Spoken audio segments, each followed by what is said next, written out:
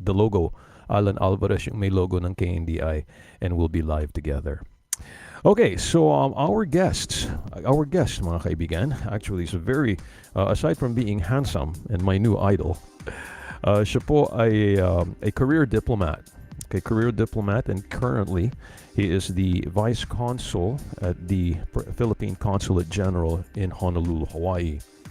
He was formerly the third secretary and vice consul at the Philippine Embassy in Iraq, serving as charge d'affaires during the sunset of the ISIS occupation in 2017, and again during the height of U.S.-Iran tensions in 2020 to lead the repatriation of affected Filipinos. He is a member of the IQ Society Mensa International. It's a big deal.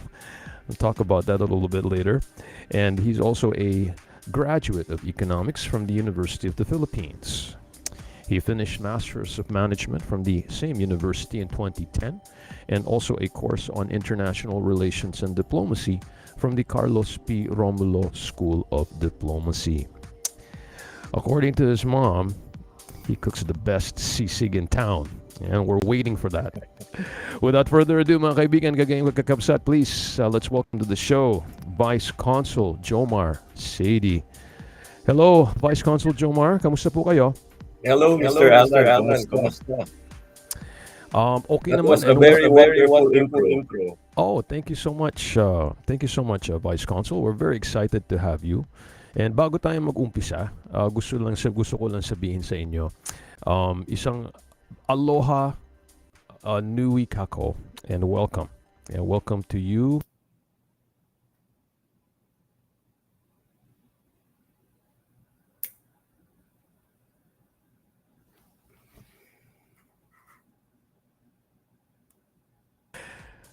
How is your transition now from Iraq, Manila, and then here to Hawaii? Well, it's like night and day, but I'm assimilating. As you can see, I'm wearing my aloha. And mahalo iha for your greeting. Oh, sure. Nag-adjust na ba kayo? Coming in. Ano, kailan ba kayo? When did you arrive? April 20. April 20. So you've had a chance to go around. How do you like your new surroundings? Oh, it's different. Like I said, night and day. Comparing it to Baghdad. Oh, kamusta naman ang Baghdad? Well, it's better now than the previous years. In fact, my last project was a trade mission from Iraq to the Philippines, and they are there right now. They are doing a tour of Manila, Clark, and Cebu. From Iraq to the Philippines? Yes. Ah, nice. And ano ang mga parang tinitingnan nila? What interests Iraqi investors in the Philippines? Well, napakaliit ng trade between Iraq and the Philippines. So it's focused on semicon and construction materials. So the business people there are now looking into other consumer items like furniture, electronics.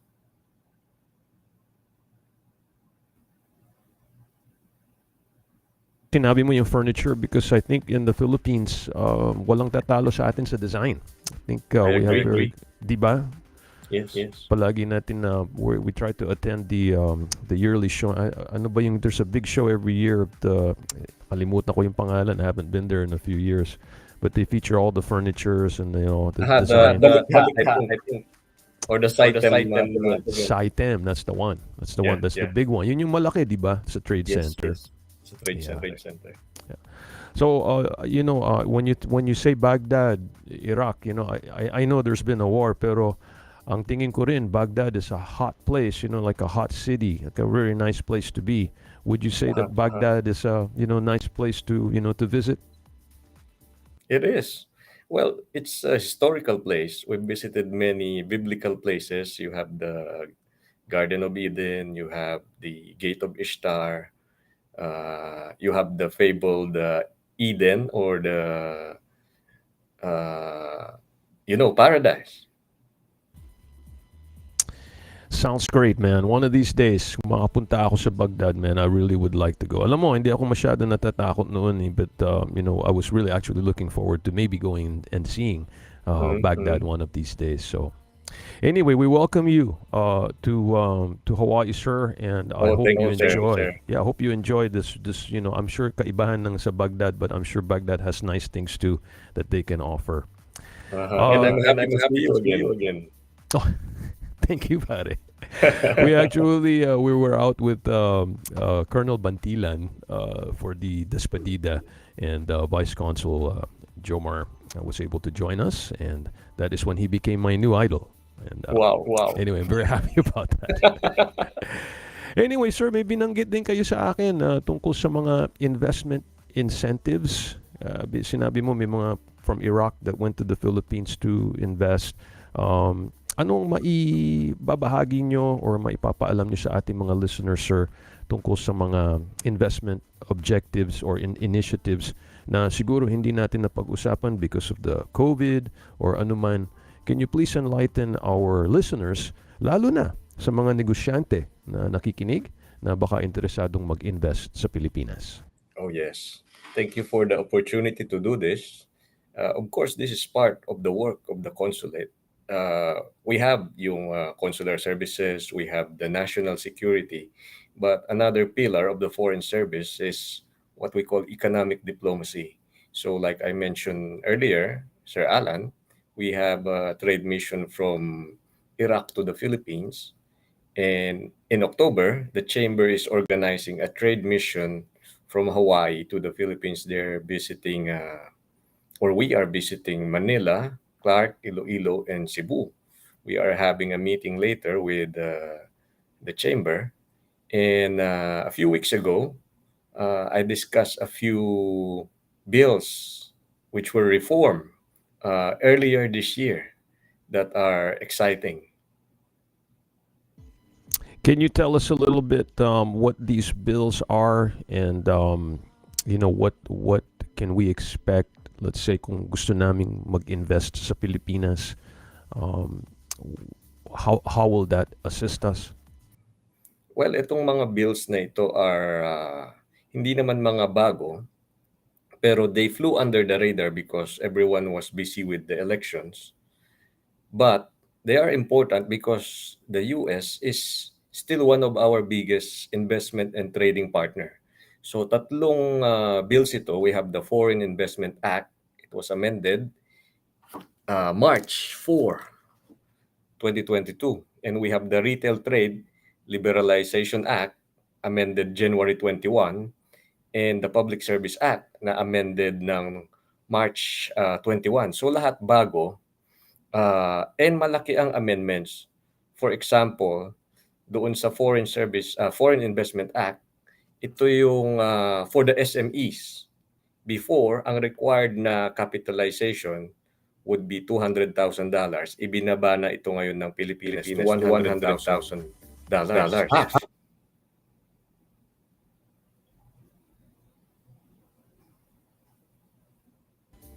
So you mean nabawasan ang mga requirements for investment? Ganun ba yun? Bawasan ang mga requirements. And before, for SMEs, we are asking for an employment of 50 Filipinos if you are a foreign investor. Now we are just looking for 15, at least 15 Filipinos, and you're good to go to do your business there. So kailangan mo pa bang, ang alam ko dyan na you have to have a Philippine partner. Totoo ba? Is that still in effect? You still have to have a local partner? Not anymore. You mean 100% fully owned by the foreign entities? Yes. So we have amendments regarding the ownership and regarding the capitalization. So as long as you satisfy the requirements, for example, you're 100,000 if you are an SME, and then you employ 15 Filipinos, and then you provide an advanced technology that is certified by the DOST, then you don't need to offer public equity. Wow, so that's going to bring down some barriers for investments. Yes. But that's just one bill. Another bill is for the retailers. So before ang requirement natin dyan nasa $2.5 million, it's lowered to $500,000. Tapos for succeeding branches ng retail, before $830,000 yan, now it's just $200,000. Ang laki nung binaba. Wow, has there been response? Is that the reason nandun yung mga Iraqi because of these new things that are going to the Philippines? Yes, yeah. actually. Are there any tax incentives that go along with this? Alam ko mga lalo na sa mga tech, nagbibigay sila ng mga tax incentives. Are there anything in that with these bills? Well, we still have the same tax incentives. The amendments were made doon sa capitalization requirements and sa workforce requirements. Lahat yun binawasan. Aside from the Vice Consul, aside from the capitalization requirements, anything else significant that we can look forward to as far as going into the Philippines to do business? Well, I mentioned about SMEs, retailers, and then for the big guys, yung mga public utilities, we also have some changes. If you remember yung Commonwealth Act number 146, nag-require yan ng 100% ownership for utilities, public utilities like electricity, water, pipelines, sewerage, petroleum, public utility vehicles.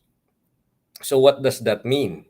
It means meron tayong opportunities for other utilities na hindi na mention doon, like telecoms, media, and private vehicles. Wow, those are some big industries there, Sir Jomar. Yes. Is the Philippines ready for something like this? If let's say magustuhan to at mag-click. Yeah, I think so. Kasi ang trade naman natin between the United States and the Philippines nasa $74 million yan noong 2021. Investments coming from the US. So with these changes, maybe it can be bigger. Are these amendments? Are these ginawa nyo ba to para sa American market, or are ginawa nyo to just to open it, for all countries to consider coming into the Philippines? Oh, that is a good question. That's why I love the show. So why? Bakit ginawa ito? So noong 2019, nakatanggap kasi ang Pilipinas ng very low investment index from the organization ng on economic development, yung International Organization on Economic Development, saying that the Philippines has one of the most restrictive foreign direct investment laws. Tapos, noong 2020 naman, the pandemic decreased our GDP by 9.5%. Napakalaki. So, the Duterte administration decided to do the revamp of these laws to attract more investment.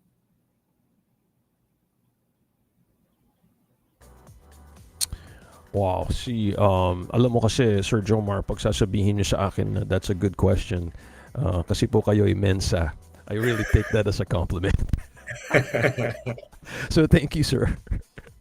So that's great. I like the idea of reactive policies. I don't like the unilateral type of movement by government. So that's a great answer na sinabi nyo na it's in response to something. Yes. And what is the projected, let's say, ayaw na sabing ROI, pero ano ang mga time frames na iniisip natin for these incentives to actually come to reality? Usually, yung mga ganyang reforms on laws, we would experience the changes 2 to 3 years from the implementation. So they're implemented this year. We expect to see the changes within the next 2 to 3 years. Sabi nga ni Philippine Chamber of Commerce President George Barcelon, itong mga changes na to sa investment laws are a sound take-off point for the new administration. So pamana to ni President Duterte for President-elect Bongbong Marcos.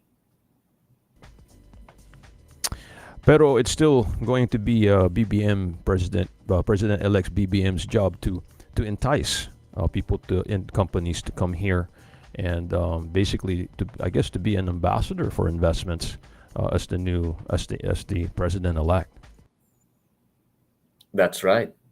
But as you also know, mabilis din kumilos ang private sector.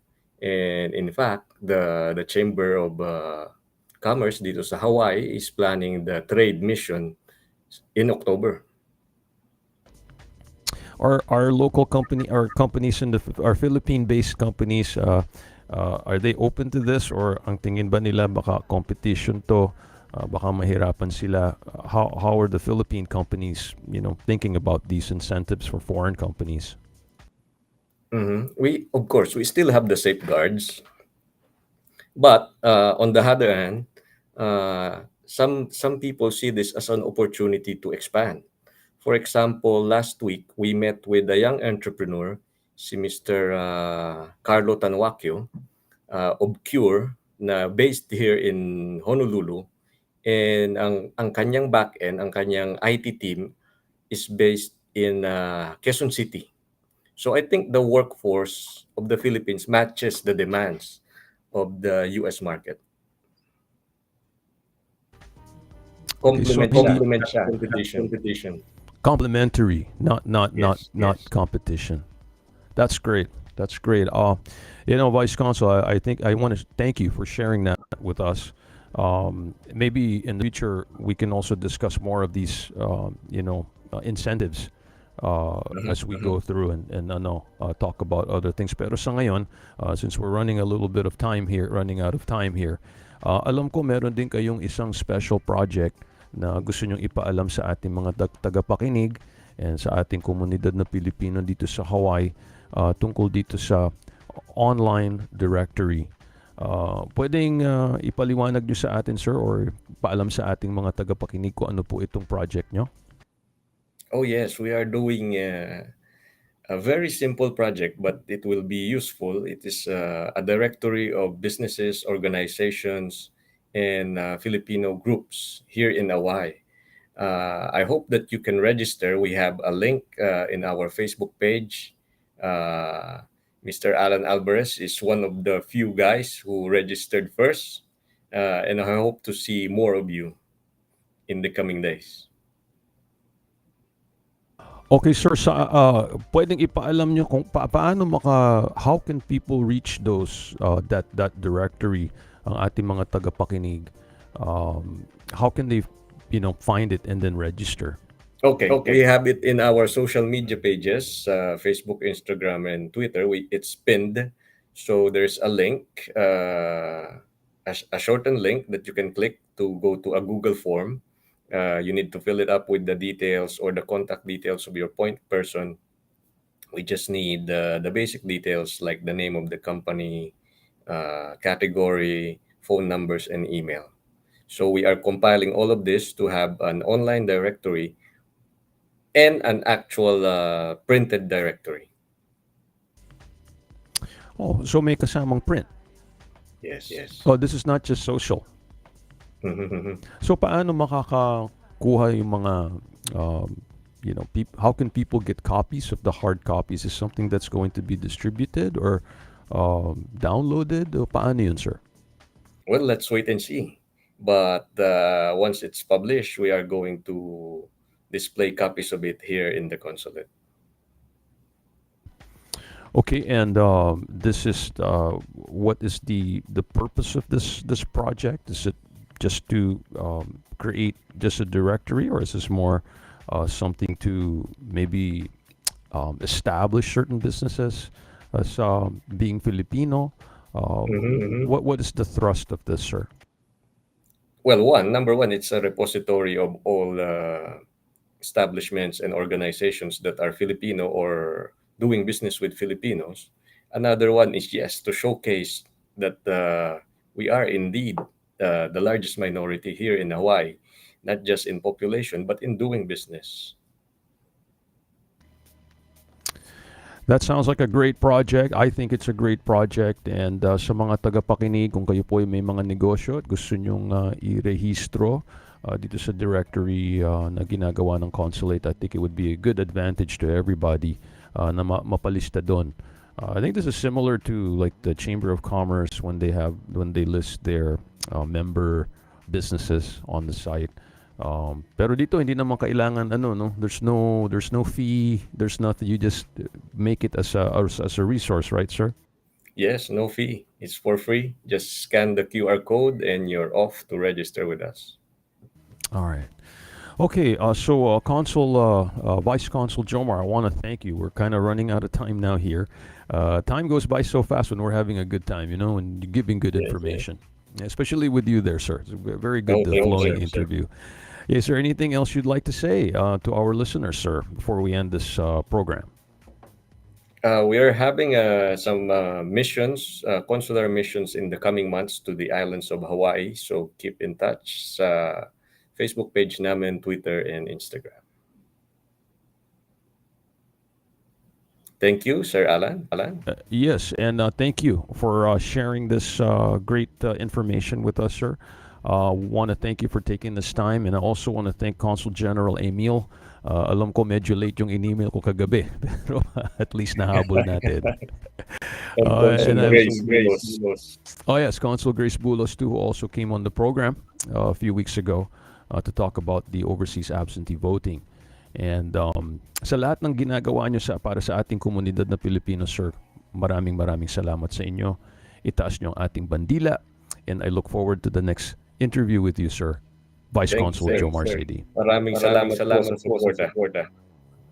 Maraming salamat po, sir, and I look forward to the next time we meet, either here on the radio or whatever bar after this. Thank you very much, Vice Consul Jomar Sadi. Maraming salamat po, sir.